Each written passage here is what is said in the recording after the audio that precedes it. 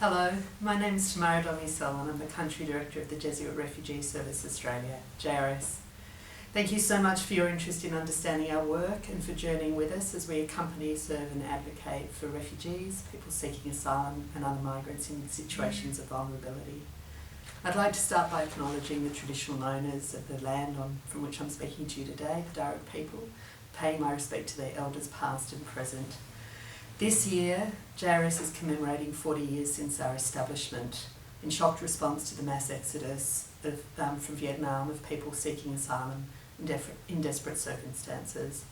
Our founder, Father Pedro Arrupe, called upon Jesuits worldwide to do what they could in the face of that tragedy and received an overwhelming response in terms of material aid, pastoral care, technical skills and advocacy in spaces of influence. And from those origins, our model of engagement emerged: 3 interconnected pillars: accompaniment, service and advocacy. Our accompaniment is solidarity in action, bearing witness to injustices so they can be addressed and overcome, and being present with displaced people in seemingly hopeless situations. Our services are based on the needs of refugees as identified by refugees themselves, and are offered not as a work of charity, but as a matter of justice. And our advocacy is always grounded in refugee perspectives, in the evidence we gain through our accompaniment and services, and is geared towards engendering hope and promoting human dignity. And all of this is, of course, based on Jesuit values, Catholic social teaching, and secular human rights principles.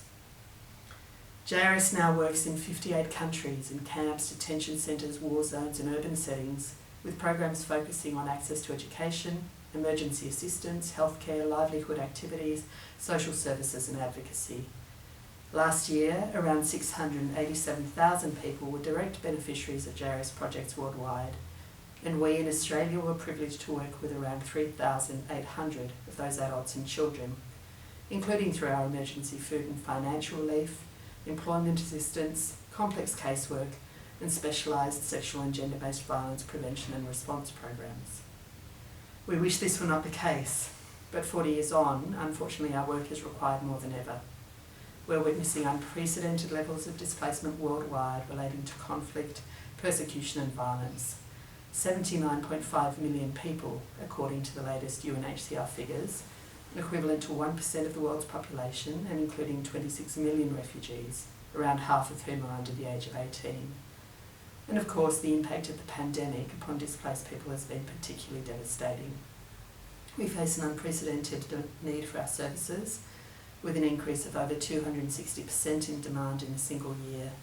We've tripled our emergency relief budget, yet still face a waiting list for our services, and we're delivering emergency food supplies to around 900 people across Greater Sydney still each week. In this context, the need to empower students actively to develop their social responsibility is clear and ever present.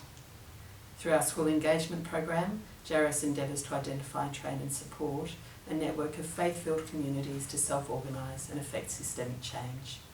I thank you again for your support, and we so look forward to continuing to work with CEDP to establish a collaborative relationship within the curriculum learning cycles, with our programs embedding the 3H paradigm of head, hand and heart. Thank you.